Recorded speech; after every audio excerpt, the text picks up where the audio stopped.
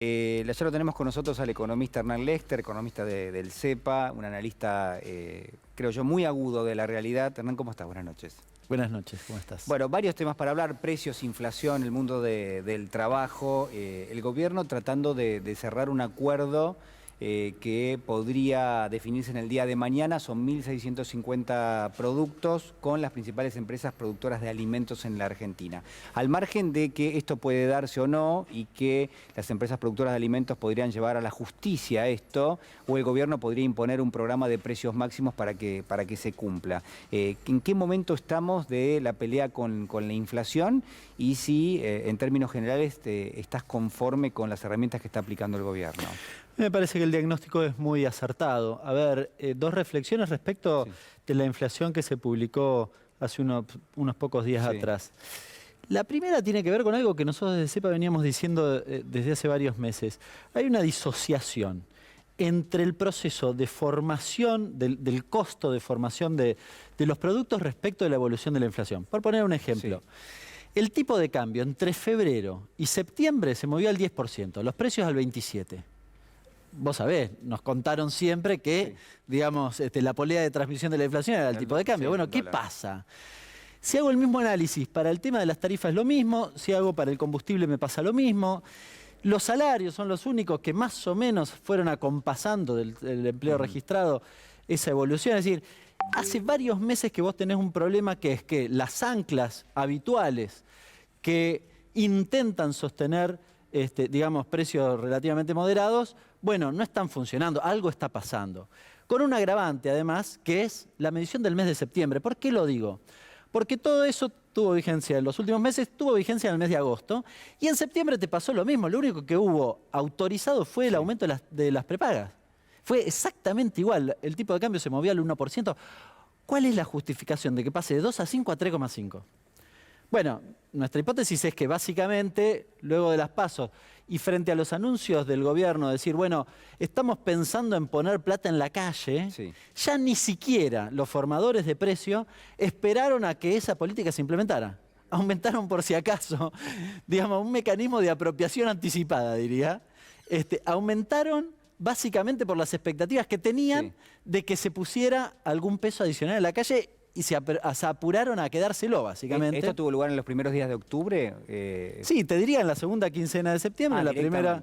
Sí, digamos, el 3,5 expresa eso. Es decir, ¿por qué no fue 2,5, 2,2? Bueno, básicamente fue 3,5 por esta cuestión, ¿no? Me parece, en los alimentos se duplicó la variación, 2,9 contra 1,5 el mes anterior. Después tenés el caso de prendas de vestir, que también es un caso de análisis, ¿no? Es decir, bueno, bajan las ventas, empezaste a reactivar y de repente los precios se van al demonio en una actividad además muy protegida. Me parece que hay que discutir con el sector empresario este tipo de cuestiones, hay que ponerlo sobre la mesa. Me parece muy bien que esto... A ver, la inflación es multidimensional y está claro que en este momento... Son distintas las señales, ¿no?, que hay que ir mirando para tener una referencia, pero claramente el empresario, ¿qué es lo que pondera cuando está por marcar un precio? El costo de reposición es uno, el tipo de cambio es otro, vos decías recién, los precios, los regulados, los que no están regulados. Sí, los dos son más o menos lo mismo. Digo, el costo de reposición quizás en parte es el tipo de cambio, salvo que quiera dolarizar la rentabilidad. Pero en general eso, a mí me parece que lo han rotulado como expectativas. Yo leí algunos artículos en estos días y bueno, las expectativas son que hay una devaluación en el futuro, las expectativas que no sé qué. Bueno, yo también tengo expectativas. Yo, laburante, tengo expectativas. Mis expectativas no están en la formación de precios, están en la de los formadores de precios. Bueno, me parece que ha quedado muy claro, insisto, en la medición de la inflación de septiembre, la dinámica de los formadores de precios. De nuevo, no digo que eso sea exclusivamente lo que explique los precios. Ahora, el formador de precios lo que tiene es la posibilidad de, digamos, de pasarle la pelota o el costo a cualquiera de los otros eslabones. Vos sabés, yo soy de San Martín. Los empresarios pymes de San Martín pagan los platos rotos también de este proceso, porque después cuando le compran al oligopolio o al monopolio que vende acero, por ejemplo, bueno, se lo venden más caro que afuera. Para vos la concentración es un factor que es un agravante.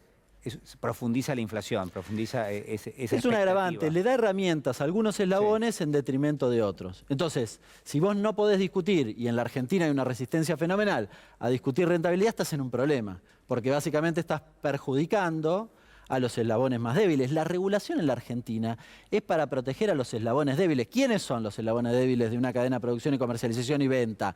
Nosotros consumidores y los eslabones más chicos, los atomizados, el pequeño productor, ¿no? El que tiene, no sé, la industria de un segmento lácteo, por ejemplo, que el 80%, el 75% lo vende una sola empresa de leche fresca y medio que te define el precio en la góndola y también aguas abajo, ¿no?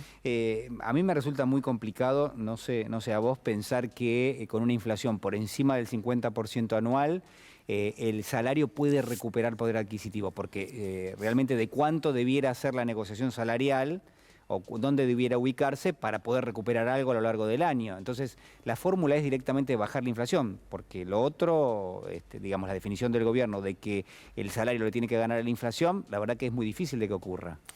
Bueno, está claro, los datos son muy contundentes, es decir, hubo expectativas durante todo el año de que el salario le ganara la inflación y recién ahora empezás a ver algún indicador en el empleo registrado, porque en el empleo no registrado todavía queda por debajo de la variación de precios, con lo cual, y además hay un esfuerzo importante, muy importante, del gobierno para las anclas, digo, que vos sostenga el tipo de cambio no es gratuito. No, que las tarifas tampoco. Claro, digo, hay un esfuerzo puesto muy importante para tratar de que esa variable, el salario real son dos variables, la variación nominal del ingreso y los precios. Bueno, en la primera podemos discutirlo, podemos decir, che, falta un poquito, falta esto. A mí me gustaba lo del decreto del 2010, de final del 19, de aumento de salarios por decreto. No sé, podemos discutirla. Ahora, ahí hay una variación.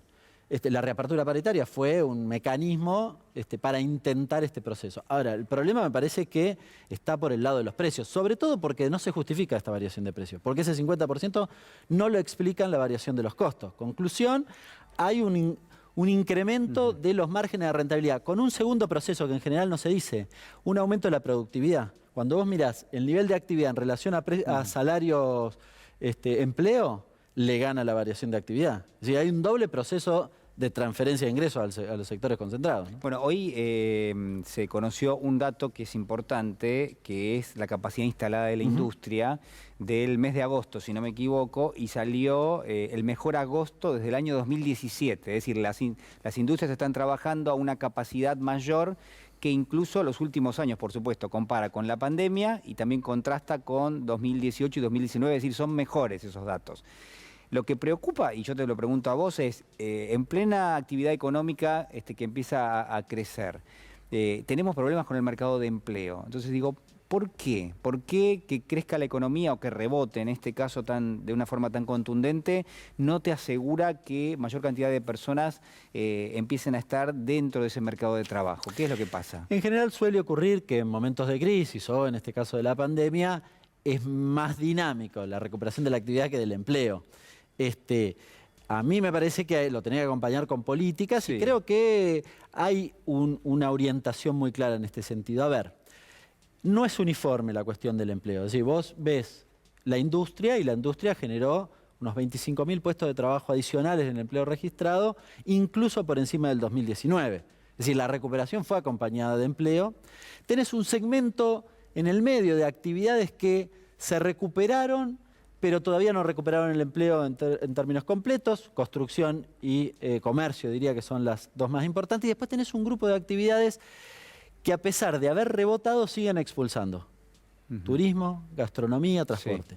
Me parece que tenés que trabajar cada una en particular. Por ejemplo, criticaban algunos la política del gobernador respecto de los viajes de egresados y demás. Es una excelente política para resolver esta problemática. Claro. Es decir, yo la primera respuesta... No así, pero es justamente para eso. Pero claro, la primera respuesta que te hubiese dado, pero fíjate el mercado de trabajo en ese segmento. Claro. ¿Cómo haces para modificar ese comportamiento? Porque cuando recién hablaba de productividad, lo que está pasando es que efectivamente vos estás produciendo como en buena medida, como en la prepandemia, pero no contrataste a la gente que se quedó sin laburo. Entonces hay que revertir eso, ¿no? Y me parece que desde el Estado hay que ayudar a que ese proceso se dé. En un escenario donde creo que la política del gobierno fue correcta en el sentido de intentar de que no se perdieran los puestos de trabajo. Vos te acordás las suspensiones de la discusión del año pasado, porque es más difícil recuperar el empleo que el salario.